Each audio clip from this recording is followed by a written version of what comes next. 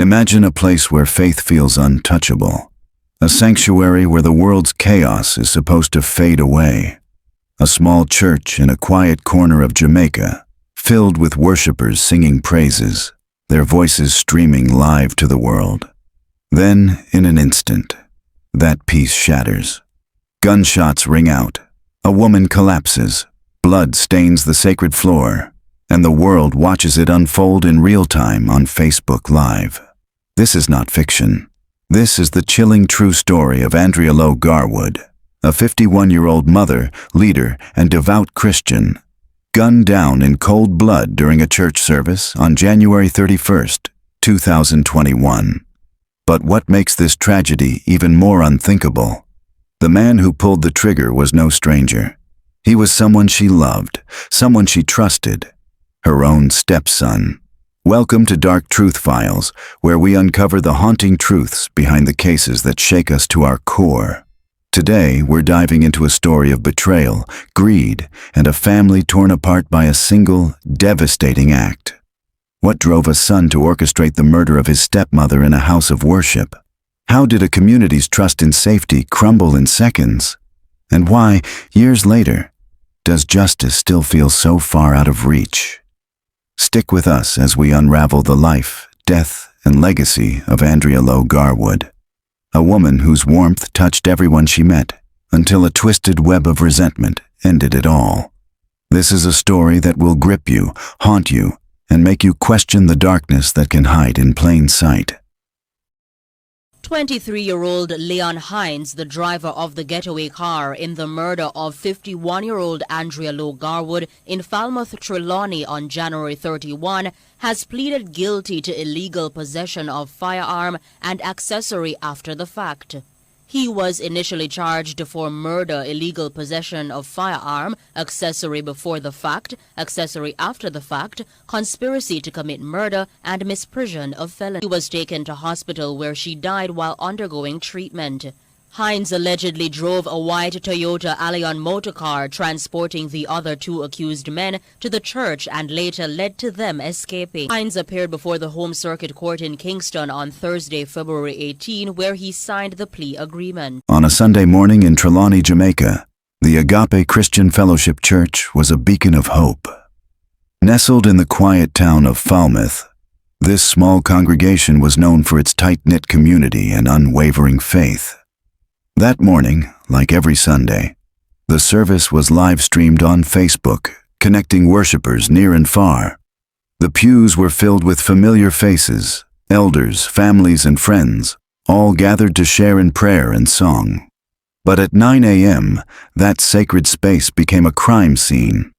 A man dressed in a hat and a makeshift mask slipped into the church, unnoticed by most. He sat quietly behind Andrea Lowe-Garwood, a beloved member of the congregation, as the service carried on. Then, without warning, he stood, drew a gun, and fired multiple shots into Andrea's body. The live stream captured the chaos: screams, footsteps pounding, and the deafening crack of gunfire. By the time police arrived, Andrea lay lifeless on the church floor, her body riddled with bullet wounds. The congregation was in shock. The nation was horrified. And as investigators began to piece together the truth, they uncovered a motive so dark it would leave everyone reeling. This wasn't just a murder. It was a betrayal that cut through the heart of a family, a church, and an entire community. Jamaica, a nation already grappling with a rising tide of violence, was forced to confront a new kind of horror. A crime committed in a sacred space, broadcast for the world to see. The case of Andrea Lowe-Garwood raises questions about trust, greed, and the lengths people will go to when they feel wronged. As we dive into this story, we'll walk you through every moment.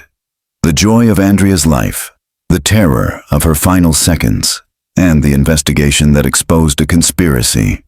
We'll explore the motives, the suspects, and the shocking twists that left a son grieving and a community demanding answers. Andrea Lowe-Garwood was born on May 27, 1969, in the vibrant parish of St. James, Jamaica. From a young age, she was a force of nature, a girl with a spark in her eyes and a determination that could move mountains. Growing up in a close-knit family, Andrea was raised with values of faith, hard work, and community. Her parents instilled in her a deep love for God, which would guide her through every chapter of her life. Andrea was the kind of person who lit up a room. Friends described her as warm, ambitious, and fiercely dedicated. She wasn't just a dreamer. She was a doer. By her early 20s, she had set her sights on a career in finance, a field that demanded precision and grit. After years of hard work, she landed a coveted position at the National Commercial Bank in Montego Bay, where she rose to the role of regional credit card manager. For over 2 decades, Andrea poured her heart into her work. Colleagues called her a natural leader who refused to settle for mediocrity. Her boss once said, Andrea couldn't relate to anything less than excellence. She was meticulous, professional, and always ready with a smile or a kind word. But beyond her career, Andrea's true passion was people. She had a gift for making everyone feel seen, from her co-workers to strangers on the street. At the heart of Andrea's world was her son, Andre Williams. Born during her first marriage, Andre was her pride and joy. She affectionately called him her nice, clean pickney, a Jamaican term of endearment that captured her deep maternal love. Andrea was a hands-on mother, always praying for her son's protection and guiding him with wisdom and care. Their bond was unbreakable, a cornerstone of her life. Andrea's first marriage, though private, was a significant chapter. While little is known about her first husband, their relationship gave her Andre, and she cherished every moment of raising him. Even as a single mother after the marriage ended, Andrea never faltered. She worked tirelessly to provide for her son, balancing her demanding career with her role as a nurturing parent. In 2014, at the age of 47, Andrea made a bold move. Seeking a fresh start for herself and Andre, she relocated from St. James to Trelawney, a quieter parish known for its lush landscapes and tight-knit communities. She settled in Falmouth, the parish's capital, and quickly became a beloved figure. Andrea joined the Agape Christian Fellowship Church, where her warmth and proactive spirit made her a standout member. Church Secretary Don Henry described her as a go-getter who brought energy to every task. Whether organizing events or lifting spirits with her infectious laughter, Andrea was a blessing to those around her. Her faith was her anchor, guiding her through life's highs and lows. After years of focusing on her career and son, Andrea began to feel a quiet longing for love. Having been hurt in the past, she wasn't willing to settle. She wrote a list of qualities she wanted in a partner, someone kind, faithful, and devoted to family. For a while, she doubted she'd ever find that person. But then, life surprised her. Javan Garwood was a tour bus operator with a warm smile and a heart full of faith. 8 years older than Andrea, he was her perfect match. From their first meeting, their connection was undeniable. They shared a deep devotion to God and a love for family. Javan, a father of 4 boys, understood the challenges of parenting, and Andrea admired his unwavering commitment to his children. Their romance blossomed quickly, but Andrea was cautious. She worried about the speed of their relationship, fearing it was too good to be true. Yet Javan's kindness and shared values won her over. In 2017, they married in a beautiful ceremony, surrounded by loved ones. Together they bought a home in Stonebrook Manor, a prestigious gated community near Falmouth. It was the start of a new chapter, filled with hope and love. Blending their families wasn't easy. Javan's 4 sons were grown, and some struggled to accept Andrea as their stepmother. She tried to build bridges, offering warmth and support, but the distance remained. Despite these challenges, Andrea leaned on her faith and Javan's love to navigate the complexities. For 3 years, their life together was a blend of joy and adjustment. Andrea embraced her role as a stepmother, even as she faced resistance. She continued to pour love into her community, her church, and her son, Andre, who remained her greatest pride. In July 2020, Andrea's world was shattered. Jeffrey left for work one morning, kissing her goodbye as he always did. But that day, tragedy struck. While driving his tour bus in St. James, Jeffrey was killed in a horrific crash caused by a getaway car fleeing police. The news devastated Andrea, leaving her to navigate a grief she described as mixed emotions I can't explain. You're hiding away, you're locking away yourself. You don't want to talk to people. I am not there. Right. You understand? So I show up. I make sure that I go to church still. And that is another thing, because Jeffrey and I went to church together and we sat beside each other. But when COVID came, he started to sit behind me because beside me was too far. So he sit behind me. And so most Sundays when I go to church, I would like to call it I'm a hot mess. Because when I look to my left, there's no Jeffrey. When I look behind me, there's no Jeffrey. So these are the little things that sometimes causes me to have a meltdown. But guess what? I don't run away from it. That is important. I don't run away from it. Andrea turned to her faith for solace, finding comfort in the song Gracefully Broken. She vowed to honor Jeffrey's memory by living with purpose and love. But unbeknownst to her, his death would set off a chain of events that would lead to her own tragic end. January 31st, 2021, began as a typical Sunday in Falmouth. The sun rose over Trelawney's rolling hills, casting a warm glow on the Agape Christian Fellowship Church.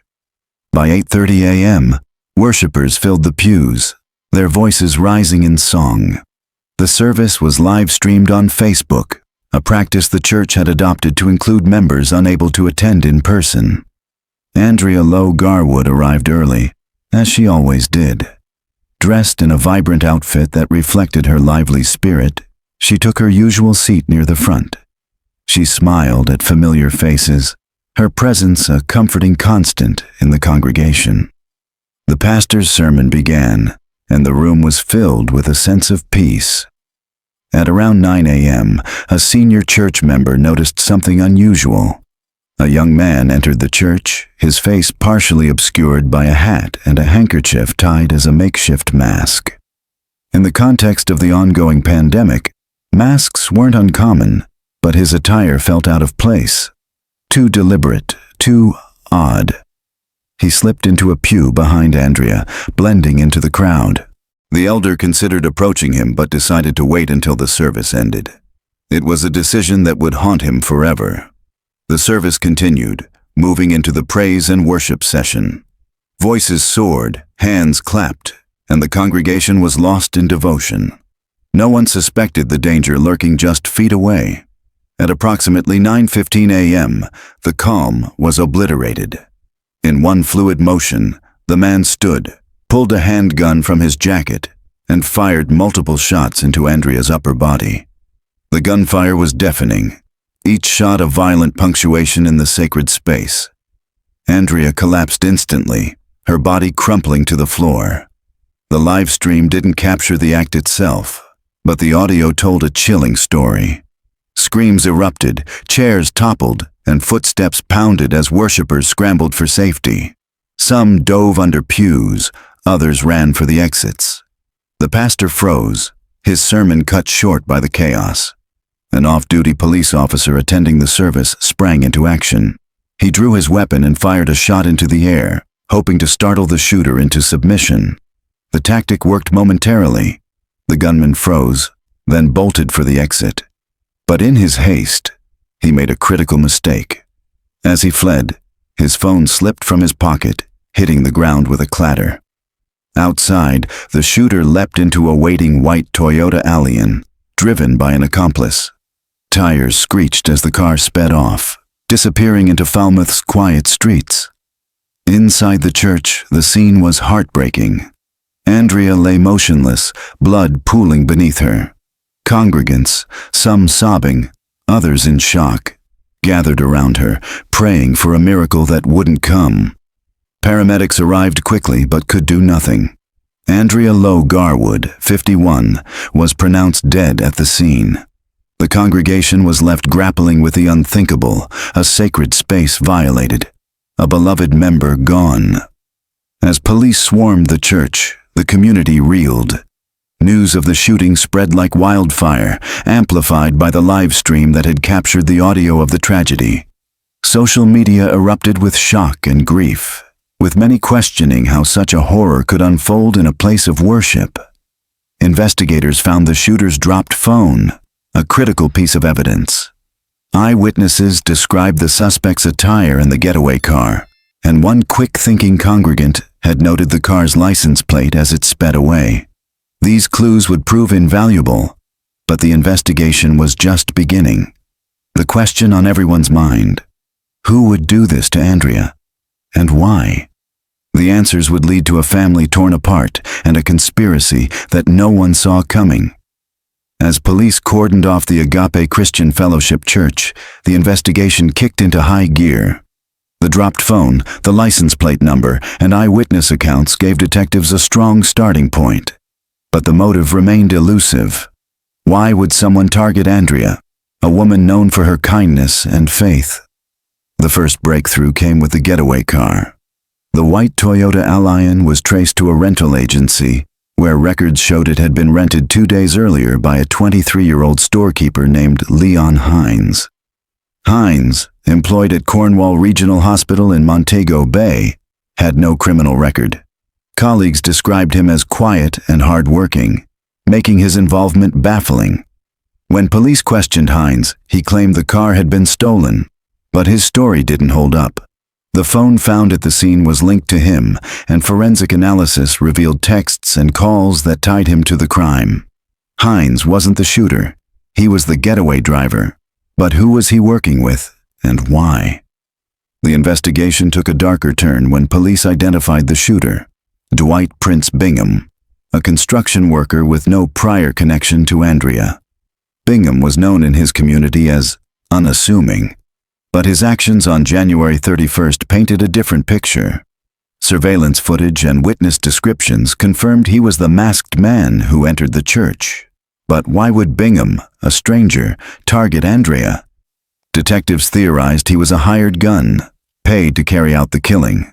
The phone evidence pointed to communication between Bingham and Hines, but there was a missing piece: a mastermind who orchestrated the plot.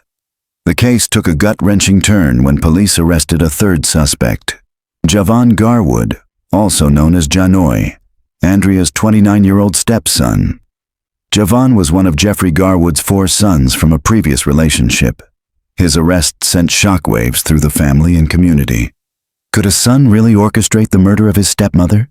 The motive, investigators believed, was rooted in a bitter family dispute. After Jeffrey's death in July 2020, his will revealed that Andrea inherited a significant portion of his estate, including their Stonebrook Manor home. Some of Jeffrey's sons, including Javan, received provisions, but Javan was reportedly furious at being excluded from what he felt was his rightful inheritance. The investigation uncovered a chilling backstory. After Jeffrey's death, Andrea began receiving death threats from some of Jeffrey's relatives, who demanded she sell the house and share the proceeds. The threats were so severe that Andrea requested police protection to attend her husband's funeral.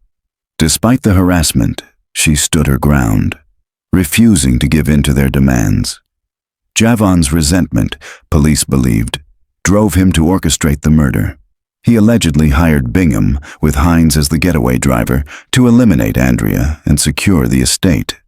Text messages and witness accounts suggested Javan had been vocal about his anger, but direct evidence linking him to the plot was thin. As the investigation deepened, doubts emerged. Hines' claim that the car was stolen raised questions about his role. Was he a willing accomplice or coerced? Bingham's lack of a criminal history puzzled detectives. Why would he agree to such a heinous act? And Javan's defense team argued there was no concrete evidence, no texts, no payments, no voice notes, tying him to the crime. The community, too, was divided. Some believed Javan's bitterness made him capable of murder, while others saw him as a grieving son unfairly targeted. Leaked voice notes from family members surfaced on social media, calling Andrea wicked and accusing her of taking what wasn't hers. These claims were quickly debunked by those who knew her, but they fueled speculation and mistrust. The suspect's motives were complex. Javan's resentment likely stemmed from feelings of abandonment and entitlement, exacerbated by his father's sudden death. Bingham, possibly motivated by financial need, may have seen the job as a quick payday. Hines, the youngest and least experienced, might have been drawn in by loyalty or manipulation. Each suspect's psychology added layers to the case, keeping investigators and the public guessing. The investigation seemed poised for a swift resolution. With Hines, Bingham, and Javan in custody, police were confident they had their culprits. But a shocking twist was about to unravel their case. Leon Hines, the getaway driver, accepted a plea deal, pleading guilty to illegal possession of a firearm and accessory after the fact. In exchange, prosecutors dropped his murder and conspiracy charges. Hines's testimony was explosive. He revealed that in January 2021, he received a WhatsApp message from Bingham showing a stack of $1,000 bills, $170,000 in total. Hines claimed Bingham said the money came from Garwood for a piece of work.